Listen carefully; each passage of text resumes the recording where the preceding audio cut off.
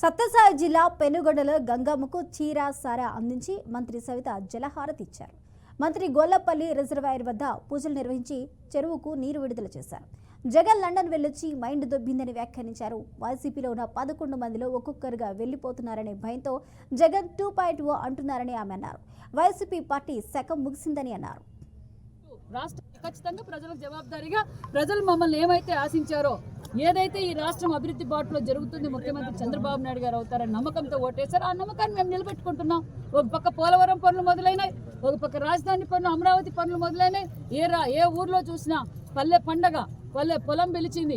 దీపం 2 రాష్ట్రం భారతదేశంలో ఎక్కడా లేని విధంగా పెన్షన్ 4,000 రూపాయలు 1వ తారీఖు ఆదివారం వస్తే ముందు రోజు ఇస్తున్న ఘనత మాన్యశ్రీ ముఖ్యమంత్రి చంద్రబాబు నాయుడు గారు, ఎన్డీఏ ప్రభుత్వం అని కూడా మీకు తెలియజేస్తున్నాం. మరి జగన్ భూ చట్టాన్ని రద్దు చేస్తాం, ఉచిత ఇసుక ఇచ్చాం, అనేక సంక్షేమ పథకాలు ఇస్తున్నాం, దీపం 2 కింద సిలిండర్లు ఇస్తున్నాం, దగ్గరలో తల్లి వందనం ఇస్తున్నాం, అదే విధంగా రైతు భరోసా ఇస్తున్నాం, ఉచిత బస్సు కూడా ఇస్తున్నాం.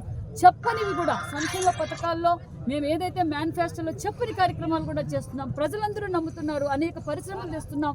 మెగా డిఎస్సి తొలి సంతకం అన్నా, మెగా డిఎస్సి తొలి సంతకం, దగ్గరలోనే నోటిఫికేషన్ కూడా పిలవబోతున్నాం. లక్షలాది మందికి ఉపాధి కల్పిస్తున్నాం. మరి ఇది అభివృద్ధి ప్రజలు సంపూర్ణంగా ఉన్నారు.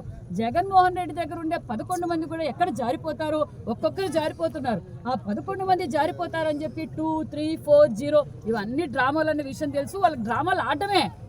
ఇప్పుడు 5 ఏళ్ళు అధికారంలో ఉన్నప్పుడు బాబాయిని గొడ్డలతో నరికి చంపారు కదా. వాళ్ళు ఏం చేశారు, కోడికత్తి పార్టీ ఏం చేసింది, ఇవన్నీ అందరికీ తెలుసు. మోదీ 4వ డ్రామానో 5వ డ్రామానో ప్రజలందరికీ